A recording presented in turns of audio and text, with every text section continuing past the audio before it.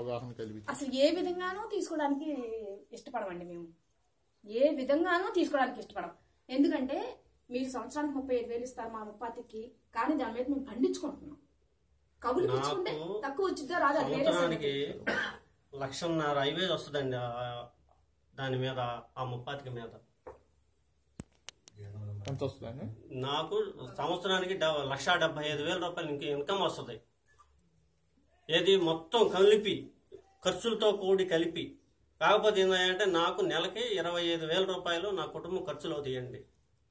నేను పక్కన 3 ఎకరాలు కౌలు చేసుకుంటున్నాను అదే చేలో, అదే నెంబర్లో, అదే ల్యాండ్. గత 35 సంవత్సరాల నుంచి నేను కౌలు చేసుకుంటున్నా చేను. నా కుటుంబం అలాగే జరిగిపోతుంది. ఎక్కడ బాకీలు లేవు నాకు. అంటే చంద్రబాబు నాయుడు గారు ఇంకోటి చెప్తున్నాడు, నేను అన్ని ఇస్తాను అన్ని చేస్తాను అంటున్నారు కదా. ఏం చేస్తారండి? ఏదో దీంట్లో అడంగుల్లో పేరు మారడానికి ఇంత బట్టి పేరు మార్చుకోలేకపోయాం.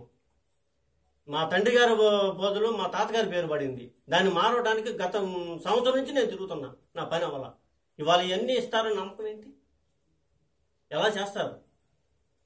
నా బాధ అది. నేను వ్యవసాయం చెప్తే రెండే చేయలేను. రేపు గేట్ కాడ కాపలా ఉండమంటారా? లేకపోతే వాచ్మెన్ గానో ఏదో ఒకటి పాకి పని చేయమంటారా? పల్లెకి పట్టుకొమ్మలు పల్లెలే అని చెప్పి ఆ పల్లెల్నే నాశనం చేస్తుంటే ఇంకెక్కడి నుంచి వస్తాయండి పట్టుకొమ్మలు అనేది మీకు?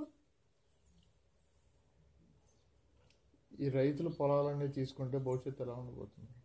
అడుక్కు తినాలండి.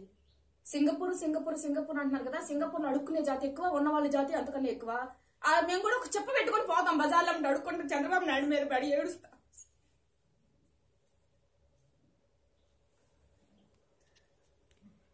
అసలు ఇన్ని కాదులు పెట్టాల్సిన అవసరం ఏంటండి?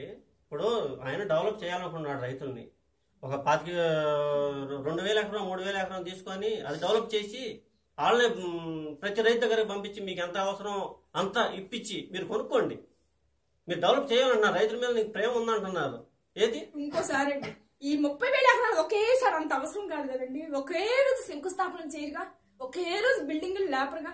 ఇప్పుడే తీసుకుని ఏం చేయాలండి? అంతా రైతులు రేపు జూన్ కల్లా ఖాళీ చేయమంటున్నారే. ఉన్న ఇంట్లో ఉన్న ఊళ్ళో కన్న తల్లిని వదిలేసి ఎవరినెల్లా వెళ్తారండి? కన్న తల్లి లాంటి భూమిని వదిలేసి ఎవరన్నా వెళ్తారా చెప్పండి? రెండో పంట వేసొద్దని కూడా హుకుం జారీ చేశారు. అదే కదా, అదే ఇప్పుడు మాకు ఇబ్బంది. అదే కదా. ఇప్పుడు ఒకేసారి తీసుకుని ఏం చేయాలి? ముందు అక్కడ